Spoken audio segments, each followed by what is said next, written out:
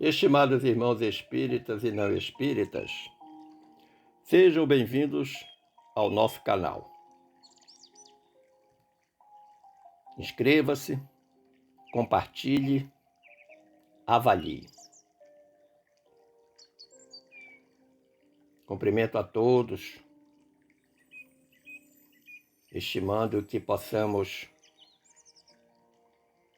juntos refletir sobre este tema: Setembro Amarelo, viver e não ter a vergonha de ser feliz.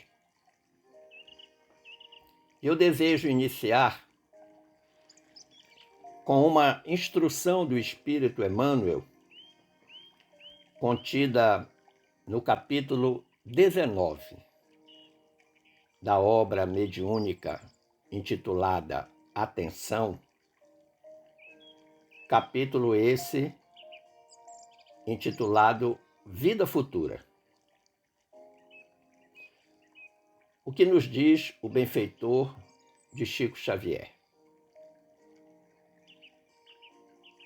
Se carregas compromissos que te parecem excessivamente pesados e que tomaste sem lhes sopesar as consequências, permanece neles sem rebeldia, para que não te responsabilizes por lesões e prejuízos no coração dos outros. Se sofres num corpo enfermiço, ou se adquiriste moléstias ou inibições dificilmente reversíveis, suporta com calma semelhantes constrangimentos, procurando reconhecer que te encontras nos resultados de tuas próprias escolhas em passadas reencarnações. Em qualquer prova na qual, porventura, te encontres, arma-te de paciência e coragem e não abandones as obrigações que te competem. Certifica-te de que o suicídio é sempre calamidade contra quem o executa. A morte, como aniquilamento do ser, não existe. E a vida, hoje, para cada criatura, será amanhã a continuidade dessa mesma vida, com tudo aquilo que a criatura faça de si. Achei magnífica essa colaboração, essa contribuição do Espírito Emmanuel nesse texto A Vida Futura, a nós trazido pela mediunidade de Chico Xavier. E depois de ler este capítulo, veio então à mente o título dessa reflexão: Viver e não ter a vergonha de ser feliz. Uma frase consagrada pelo compositor Gonzaguinha na canção O que é, o que é.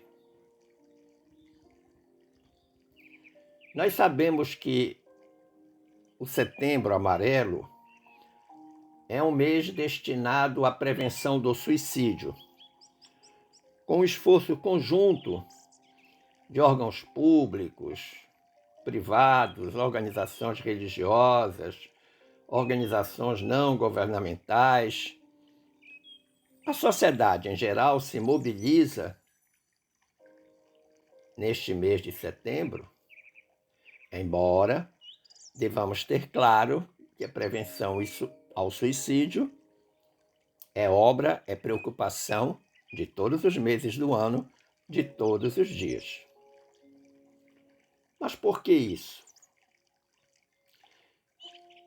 Porque, do ponto de vista epidemiológico, o suicídio é algo que tem dados chocantes.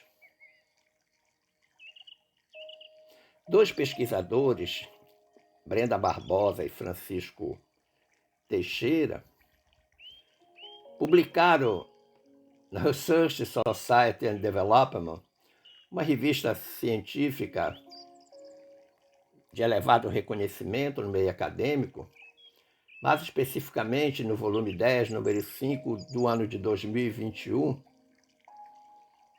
um trabalho extremamente competente sobre a epidemiologia do suicídio. E a Brenda e o Francisco, em determinado momento do trabalho, dizem assim: o suicídio é um fenômeno de causas multifatoriais, no qual o indivíduo atenta contra sua própria vida.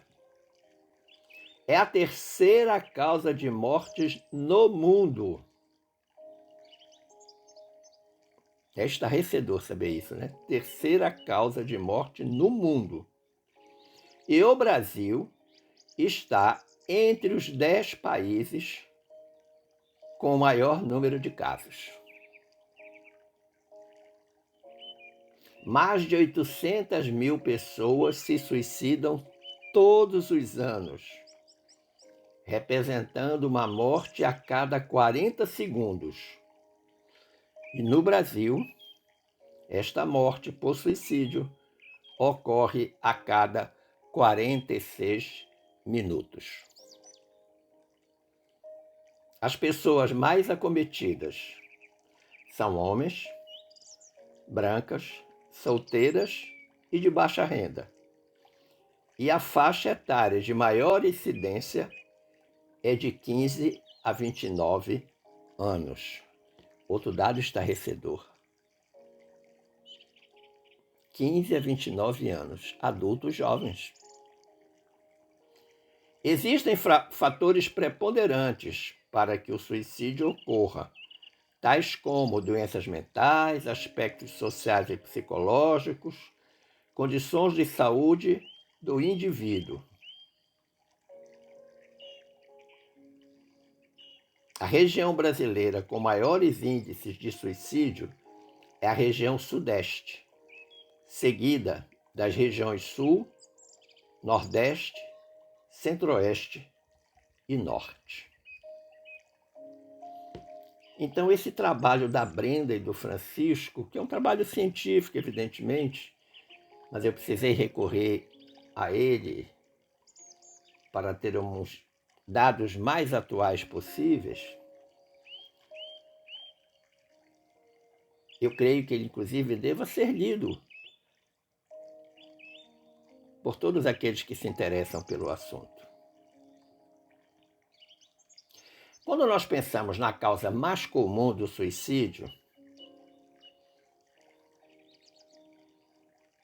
o confrade espírita e médico Wilson Ayub Lopes diz que essa causa mais comum é a depressão. Muitos perguntam o que é depressão. Depressão é uma alteração do estado de humor, uma tristeza intensa, um abatimento profundo, com uma grande característica de quem sofre: o desinteresse pelas coisas. Para criaturas que estão experimentando o quadro depressivo, tudo perde a graça. O mundo fica cinza. Aquele mundo cor-de-rosa que todos nós desejamos ter permanentemente, no depressivo ele fica cinza.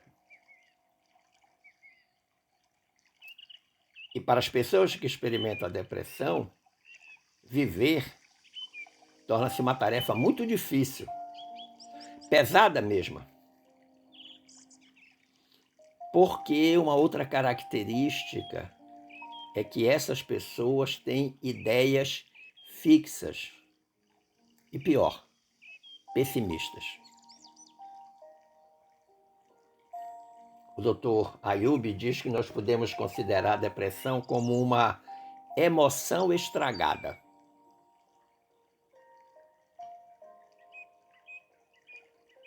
As emoções naturais que todos temos devem ser passageiras. Elas devem circular normalmente, naturalmente, mas sem desequilibrar o ser, sem desequilibrar cada criatura, cada um de nós. Por exemplo, a tristeza. A tristeza é uma emoção natural que normalmente nos leva a entrar em contato conosco mesmo, a fazer uma introspecção, uma viagem para dentro. E nessa condição, fazermos uma reflexão sobre as nossas atitudes e condutas. Agora, se essa tristeza fica estagnada, prolongada, acompanhada de sentimento de culpa, aí invariavelmente ela vai nos levar à depressão.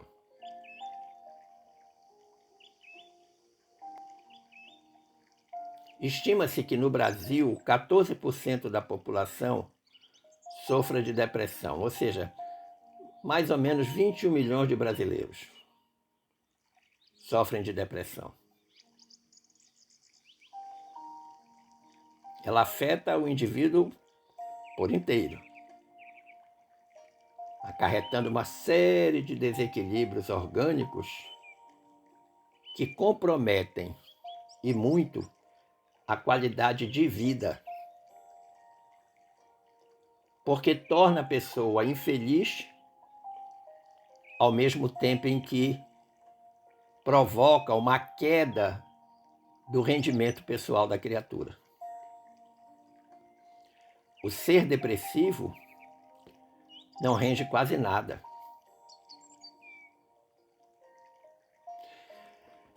André Luiz cita lá em suas obras, e mais especificamente na obra Evolução em Dois Mundos, primeira parte, capítulo 7, que os estados da mente são projetados sobre o corpo através dos chamados bióforos. Exatamente isso que você ouviu, bióforos. O que são bióforos? São unidades de força psicossomáticas que se localizam nas mitocôndrias. Mitocôndrias fazem parte da estrutura celular de cada célula. Segundo André Luiz, a mente transmite seus estados felizes ou infelizes para todas as células do organismo através dos bióforos. Então, os bióforos funcionam como um disseminador do sentimento que estamos sentindo. Daquilo que estamos sentindo, melhor dizendo. Do sentimento que experimentamos.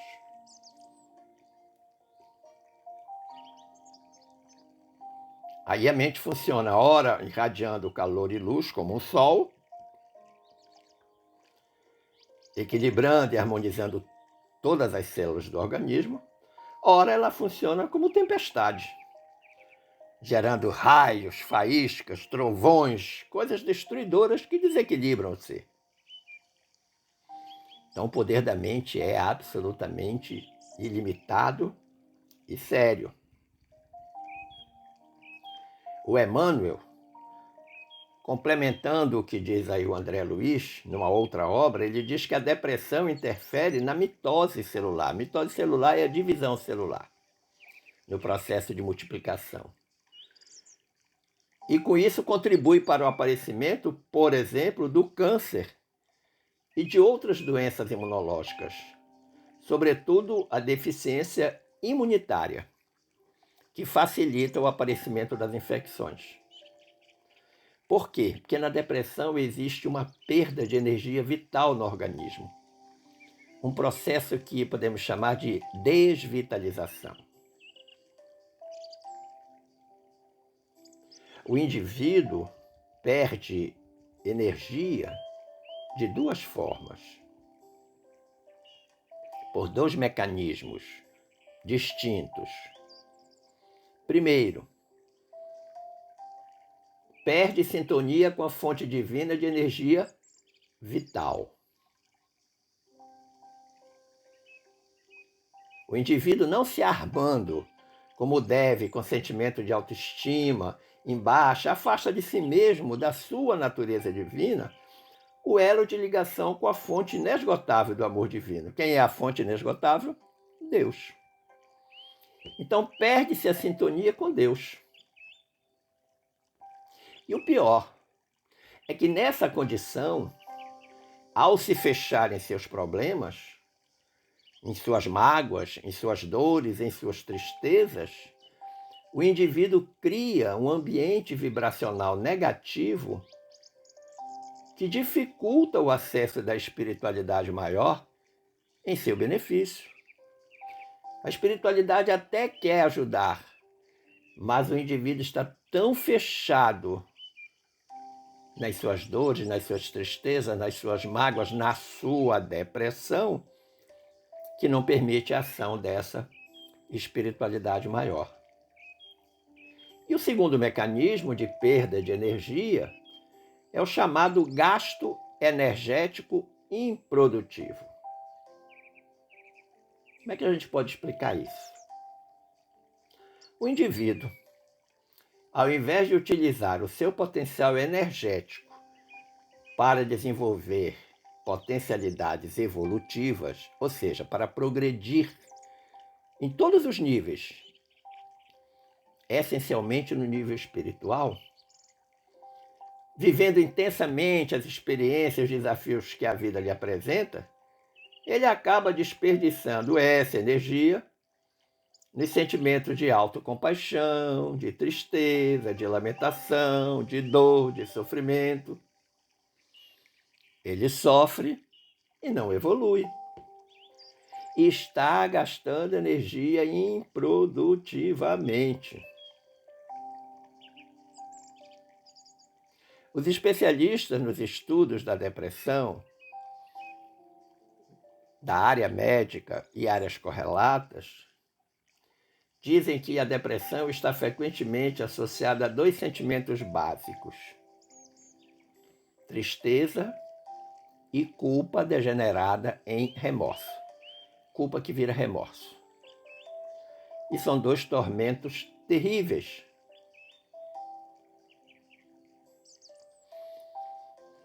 Nós precisamos recordar que a própria doutrina nos ensina que quando, por algum motivo, nós infringimos a lei natural, ao tomarmos consciência do erro cometido, ou seja, nos conscientizarmos que erramos verdadeiramente, nós sempre temos dois caminhos a seguir. E isso é importante a gente rever, porque é uma orientação que está em praticamente todas as obras da codificação kardeciana.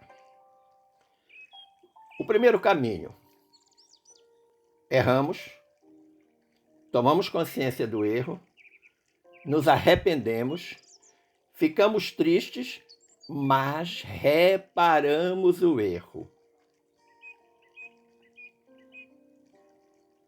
Nós nos reabilitamos perante a divindade, corrigindo o nosso erro. Esse é o primeiro caminho. Recapitulando: erramos, tomamos consciência, nos arrependemos, ficamos tristes, mas reparamos. Segundo caminho: erramos, tomamos consciência, desenvolvemos uma culpa, remorso muito grande que se torna ideia fixa e nos deprimimos. Aparece a depressão. Ou seja, nós esquecemos de avançar para o capítulo da reparação. É normal ficar triste depois de uma bobagem que se comete. Mas normal será reparar o erro que nós cometemos. E aí, quando a gente não consegue reparar, a gente fica eternamente remoendo aquela culpa, aquele sentimento de remorso, aquele arrependimento, aquela tristeza que não para mais. Vira ideia fixa. Ora, o primeiro caminho que nós falamos, erro, consciência, arrependimento, tristeza, reparação, é um meio natural do nosso aperfeiçoamento. Porque normalmente depois que a gente toma consciência e parte, por mais que fique triste, se arrependa, etc., e parte para o processo de reparação, a gente está fazendo uma regeneração de nós mesmos, com ações, com lições reparadoras. Nós reparamos o erro cometido. Isso é essencial. Agora, se ao invés de nos motivarmos, motivação é um processo endógeno, a nos recuperarmos, nós nos abatermos, experimentando aí sentimentos de desvalia, de autopunição, de culpa eterna, e permanecermos atrelados ao passado de erros com ideias fixas e auto-obsessivas, é preciso destacar isso, que a ideia fixa torna-se auto-obsessão. Nós caminharemos naturalmente para o estado de depressão, que é completamente improdutivo no sentido da nossa evolução. É como se nós estancássemos o nosso processo de evolução. Eu creio que você já deve ter lido lá no nosso Evangelho segundo o Espiritismo, no capítulo 5, o item 5, que fala sobre a melancolia. E há um texto do espírito François de Geneve muito interessante, e que nós podemos e devemos relacionar com essa questão da depressão. Porque o François de Geneve ele diz que uma outra condição que nos leva à depressão é a tal da melancolia.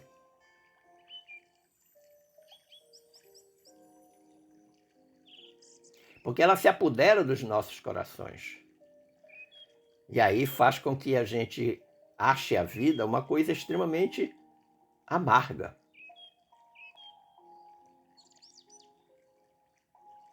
O espírito até deseja liberdade e felicidade, mas, considerando que ele está, entre aspas, preso ao corpo, ele fica frustrado. E aí cai no desencorajamento e transmite para o corpo. Lembra lá dos bióforos? Transmite para o corpo apatia, abatimento, que deságua no mar da infelicidade.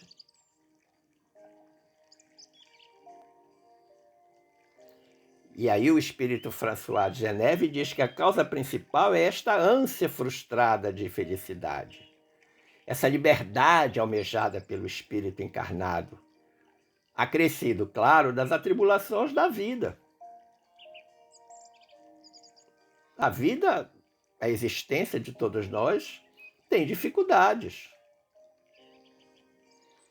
Dificuldade de relacionamento interpessoal, que tem um grande peso na etiologia aí da depressão. Isso sem contar que essas dificuldades podem ser intensificadas pelas influências negativas, tanto de espíritos encarnados como desencarnados. Porque a gente cria um campo vibratório negativo e para os desencarnados, por exemplo, eles se aproximam rapidamente. Os estudos científicos sobre a depressão tem revelado que um outro fator extremamente importante na determinação dessa incidência alarmante da depressão, ou outros fatores, porque na realidade são três, são o isolamento, a insegurança e o medo, que estão acometendo as pessoas na sociedade contemporânea.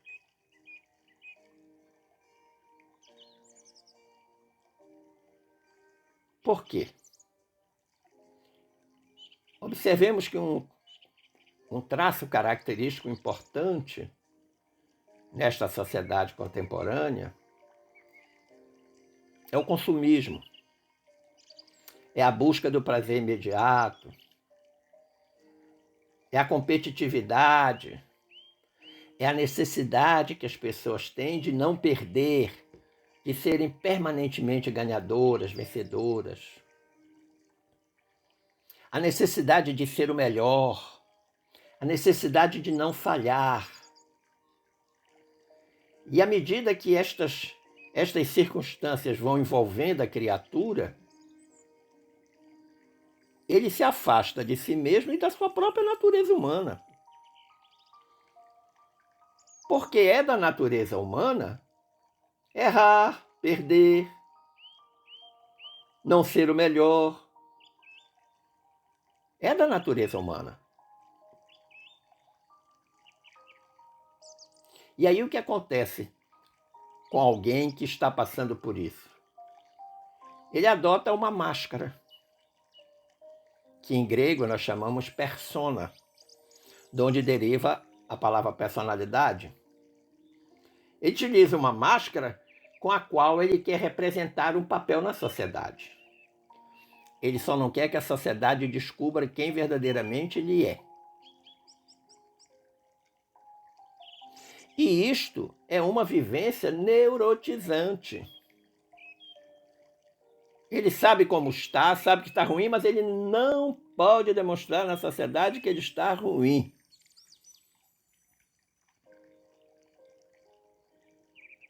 E aí a criatura deixa de desenvolver todas as suas potencialidades. Fecha-se em si mesma, não se abre de jeito e qualidade alguma, não expõe suas emoções, pela simples razão que se expuselas, se ele expor todas as suas emoções, as pessoas vão ficar sabendo quem ele é. E ele não quer que as pessoas saibam como ele é ou como ele está.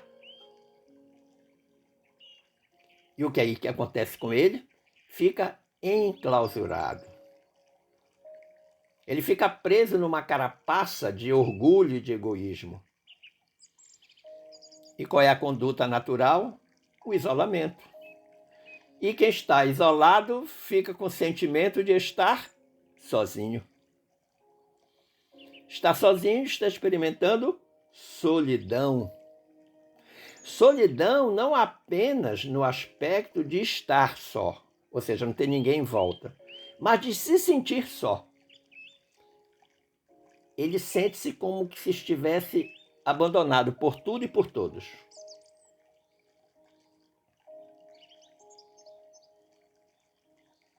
E a gente precisa reconhecer algo importante nesse aspecto, que mais do que se sentir só, a pessoa está insatisfeita com a vida e consigo mesma. Além dela estar insatisfeita com as pessoas, com as circunstâncias, com a família, com os amigos, com os colegas de trabalho, etc, etc, etc, ela está fundamentalmente insatisfeita com ela mesma. Está achando a vida um lixo. E começa aquelas perguntas: o que é que eu estou fazendo aqui? Por que isso só acontece comigo? Ah, minha vida perdeu sentido. Eu não mereço mais viver. Alguns até chegam a pedir: ô Senhor, me leva. Como se isso fosse possível. E à medida que esse quadro se aprofunda de depressão, aí ele começa a tangenciar a chamada ideação suicida, ou seja, as ideias de que se eu acabar com a vida, o meu problema está resolvido. Não está. Além de não resolver um, acabou de criar outro. Desencarna com dois grandes problemas: o que foi objeto do suicídio e o suicídio em si.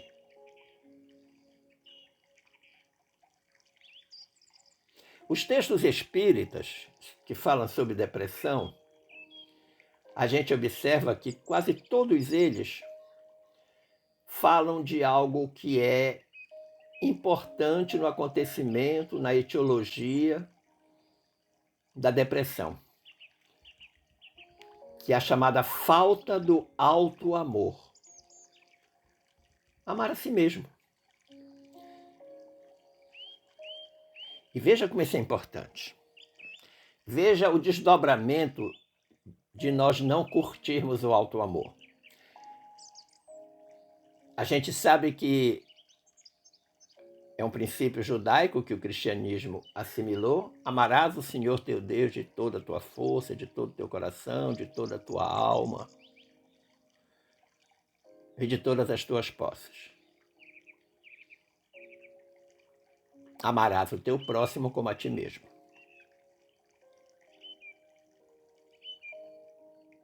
Está na tradição judaica, está na tradição cristã. Jesus, que foi o maior exemplificador do amor que passou pela terra, deixou bem claro isso. Ora, se eu não me amo, porque veja a sequência do amor: amar a Deus, amar a ti mesmo, amar a teu próximo.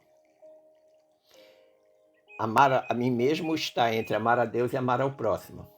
Se eu não me amar, se eu não desenvolver em mim o auto-amor, eu não consigo amar nem a Deus nem ao próximo.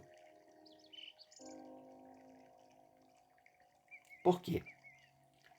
Porque o indivíduo, quando perde a capacidade de se amar, quando a sua autoestima está debilitada, ele passa a ter dificuldade de amar o semelhante.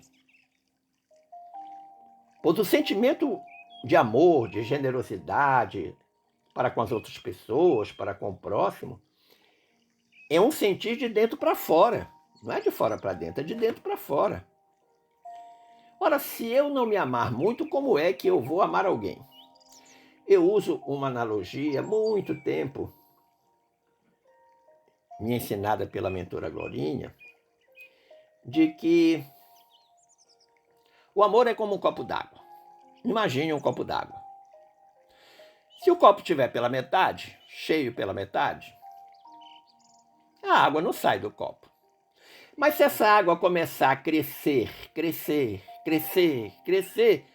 ela cresce tanto que ela ultrapassa a borda do copo, a borda superior do copo. E aí ela começa a cair no chão. O amor é isso.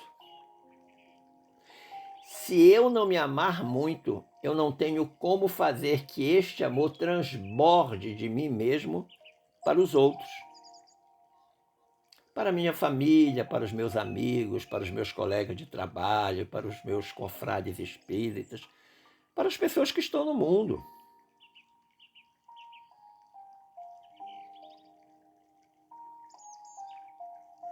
Esse sentimento do amor ao próximo nada mais é do que uma extensão do nosso amor por nós mesmos, do nosso auto-amor. E o nosso auto-amor começa com uma sintonia com Deus.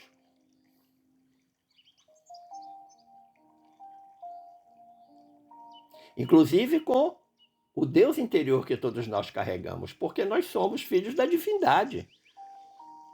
Nós temos uma parcela divina.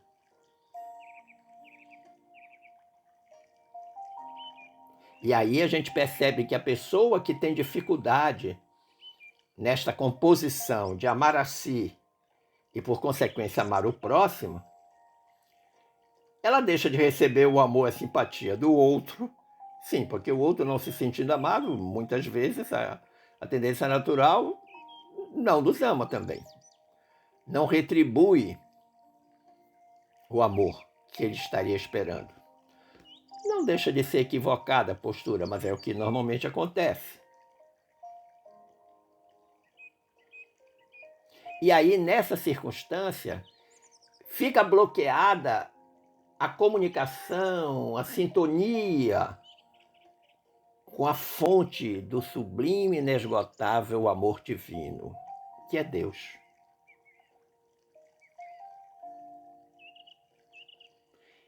É preciso nós termos plena consciência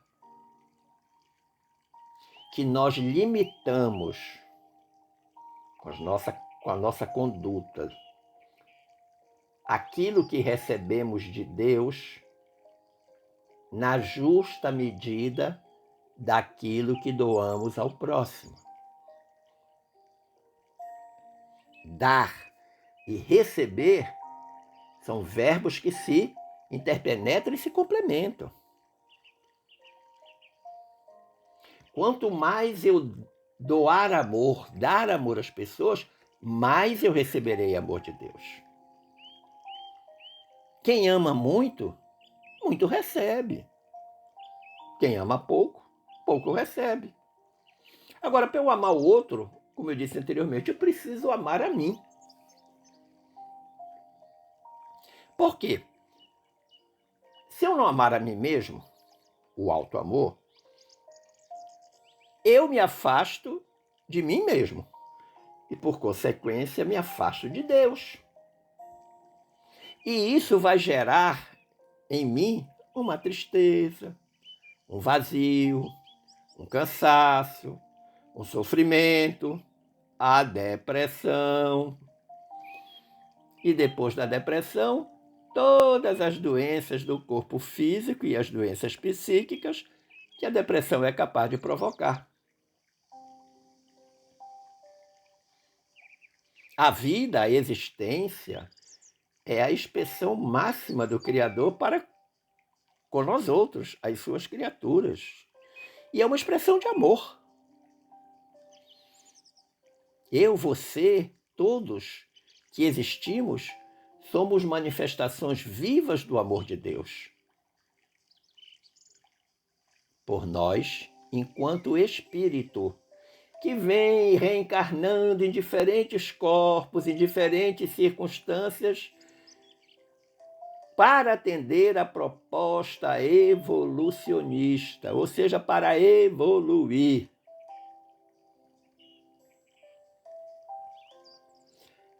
Na pesquisa para compor essa reflexão, eu li vários capítulos de obras espíritas referentes ao assunto, principalmente do benfeitor Emmanuel, e aí fui tirando uma frase de uma obra, outra de outra, e assim eu fui fazendo uma pesquisa que eu terminei compondo o que eu chamo uma ode à vida. Ode, O-D-E, um cântico à vida, a partir de algumas coisas que o Emmanuel disse que estão em diferentes obras. Selecionei 4 que eu considero ou considerei interessantes. O Emmanuel diz: a vida não é privilégio da terra obscura, mas a manifestação do Criador em todos os recantos do universo. A vida é a harmonia dos movimentos, resultante das trocas incessantes no seio da natureza visível e invisível. Sua manutenção depende da atividade de todos os mundos e todos os seres. Olha que interessante. A vida é um jogo de circunstâncias que todo espírito deve entrosar para o bem no mecanismo do seu destino. E, por fim, a vida renova, purifica e eleva, os quadros múltiplos de seus servidores, conduzindo-os, vitoriosa e bela, à união suprema com a divindade.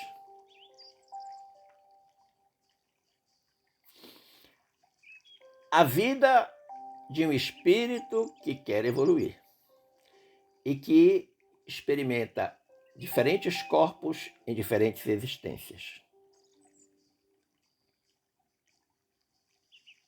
Vamos recordar que a palavra vida tem 4 letras. V-I-D-A. Amor também. A-M-O-R. Ora, diante da orientação espírita que nos esclarece, não nos afastemos da lógica, a fim de que a gente não gaste força sem proveito, complicando o orçamento das nossas próprias forças, com aborrecimentos inúteis, com coisas sem sentido. Os espíritos dizem que diariamente batem às portas do além aqueles que abreviaram a cota de tempo que poderiam desfrutar na Terra, adquirindo problemas pela desencarnação prematura, através do suicídio.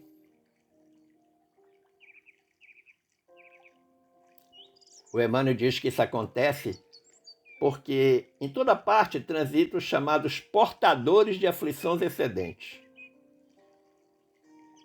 O que é um portador de aflição excedente?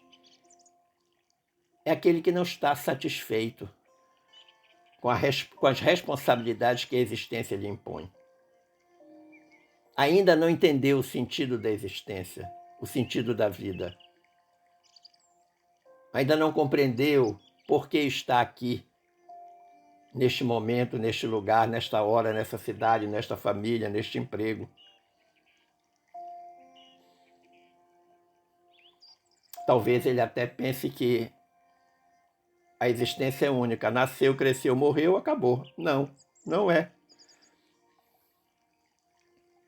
Somos um espírito mortal que veste várias vestes nas diferentes reencarnações.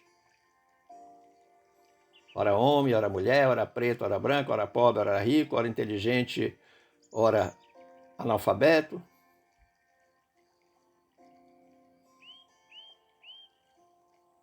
E a criatura que não está satisfeita com a responsabilidade que a vida lhe oferece, sofre por demais, porque ela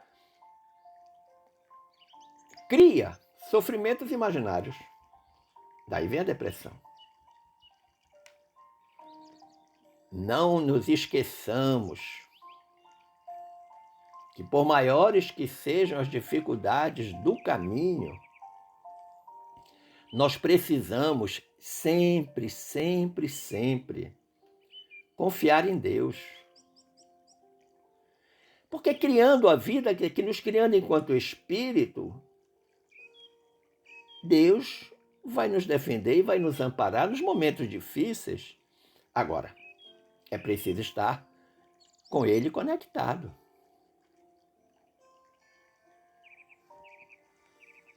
Os espíritos também dizem que o melhor meio de nos premunirmos contra o suicídio, nos precavermos contra o suicídio, será sempre o de nos conservarmos no trabalho que a vida nos confia. E que não é o trabalho para a nossa sobrevivência, nosso trabalho formal, com o qual a gente recebe salário e paga as contas. Não. É um trabalho que vai para além dessa dimensão. Porque os espíritos também dizem que o trabalho invariavelmente dissolve qualquer sombra que nos envolva a mente. Mente vazia, ditado popular, mente vazia é a oficina do diabo. Todo mundo conhece esse ditado.